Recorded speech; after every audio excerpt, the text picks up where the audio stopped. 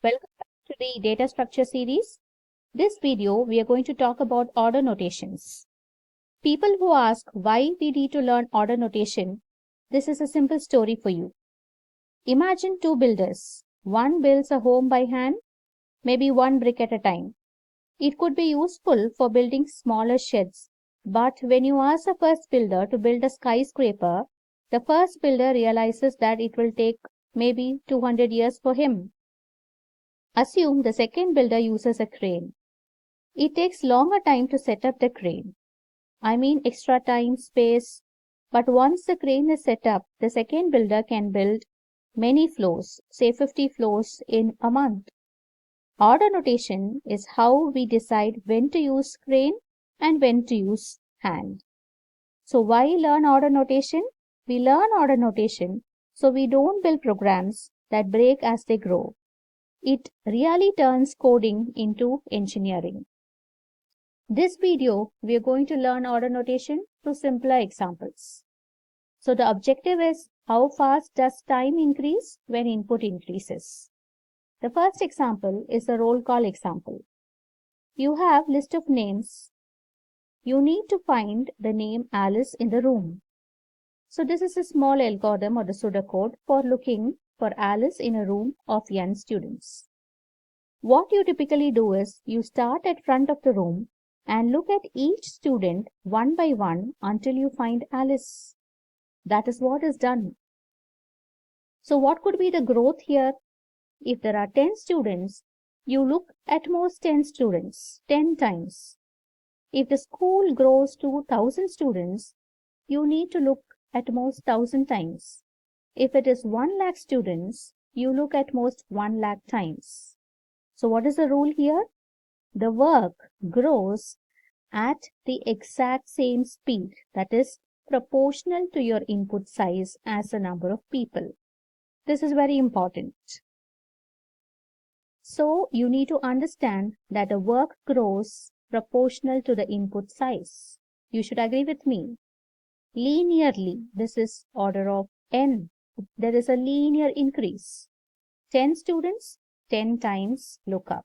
1,000 students, 1,000 times lookup, etc.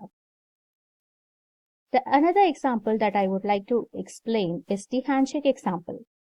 Now imagine you want every student in the room to shake hands with every other student exactly once.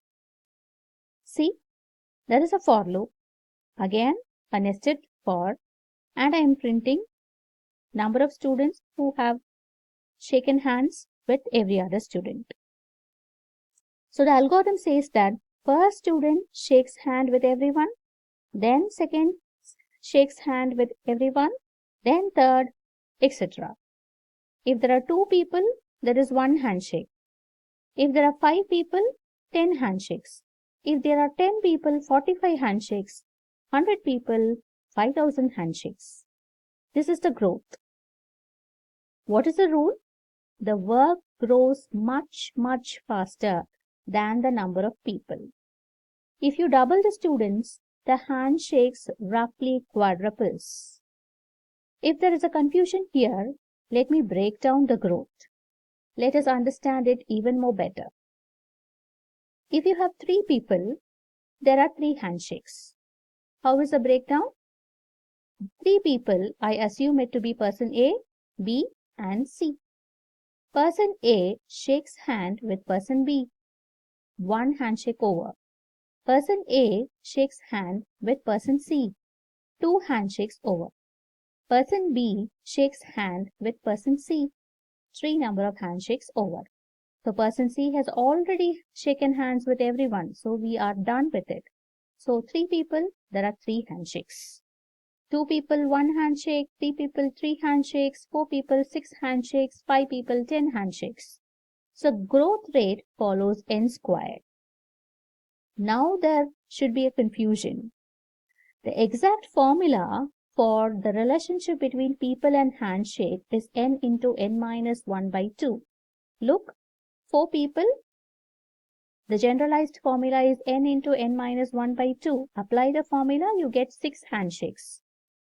But still we call this n squared, order of n squared, because The n squared part is what makes the time explode as n gets larger. I'll make it clearer. N into n minus 1 by 2, which is n squared by 2 minus n squared by 2. So we can write this as 1 by 2 n squared minus 1 by 2 n. So in terms of growth notations, lower order terms and constants are usually ignored. So that is why we call order of n squared, because this n squared part is what is dominating, is what makes the time explode as n gets larger. So what is the result? Even though the actual number of handshake is roughly half of n squared, it still grows as quadratic equation. It still grows at a quadratic rate. Right. So what is the estimated times to illustrate growth for both roll call example and handshake example? If there are 10 students, roll call 10 seconds is needed. Handshake 45. If there are 100 students, roll call approximately 1.67 minutes. Handshake 1.4 hours approximately. 1000 students, 16.67 minutes for roll call and approximately 5.8 days for handshake. So order notation measures how runtime grows as input size increases, not exactly we concentrate on execution time. We don't exactly concentrate on the execution time. We measure how runtime grows as input size increases. If my data gets 10 times better, will my program still be able to handle it, or will it explode? That is my objective. So now, what is order notation? We are going to learn what is order notation, and we are going to learn three important order notation, namely big O, big omega, and big theta. So in simpler terms, order notation is nothing but how fast does time increase when input increases. Take some examples like arranging books inside your room. If you have 10 books, it takes 10 seconds. 100 books, it takes 100 seconds approximately. Time grows like n, where n is the number of books here. So we say order of n, linear. Right. So now getting into big O. Big O means at most, upper bound of growth. I'll give you an example. Searching a name in an unsorted list. Say for example, you are searching the name called Alice in an unsorted list.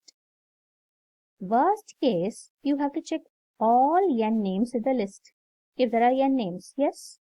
So the time is equal to big O of n. Big O of n is a celebrity here because it concentrates on the worst case performance. Done. Big omega. Big omega means at least, lower bound of growth. Right. Let me take the same example. I'm searching the name Alice. The best case is like Alice is found at the first position in the list. First element itself I find the name Alice. Only one check is done. Only one check. So the best case is written as omega of 1. Fine. Next is big theta. Big theta means tight bound, exact. The growth is exactly defined because upper and lower bounds match. If upper bounds and lower bounds match, theta exists. Same search problem, right? Look at the upper bound. Upper bound is big O of n. Look at the lower bound. Lower bound is omega of 1. Worst case is big O of n. Best case is omega of 1. So growth is not fixed. No theta here. Fine. Moving on. Big O is worst case, upper bound. Big omega is best case, lower bound. Big theta is exact growth, tight bound. Fine. Let me talk about examples where theta exists and theta doesn't exist. First, Take this example. A for loop which runs n times prints hi. What will be the best case? This prints hi for n times, right? So the best case is omega of n. Also, the worst case is also big O of n. Why? Anyway, it is going to print hi for n times. So in this case, the best case and the worst case matches. There exists theta. So theta is present, exist. Tight bound is theta of n. Example where theta does not exist. Look into this. If x is greater than 0, I print hi. Else, there is a for loop running n times, which prints hi. What could be the best case? X is greater than 0, yes, hi is printed. That's the best case. So, omega of 1 is the best case. What could be the worst case? The if loop doesn't run, so the else part runs n times. Hi is printed in the else part. So the worst case is big O of n. Since the best is omega of n and worst is big O of n, theta does not exist. Since best and worst case grow differently, no single growth rate for tight bound is present in this example. What should be kept in mind? The rule is use theta when best case and worst case grows at the same rate. Theta means tight bound. Best, worst grows at the same rate. That's a rule that has to be kept in mind. So we have learned what is meant by order notation. We have learned simple examples for big O, big omega, and big theta.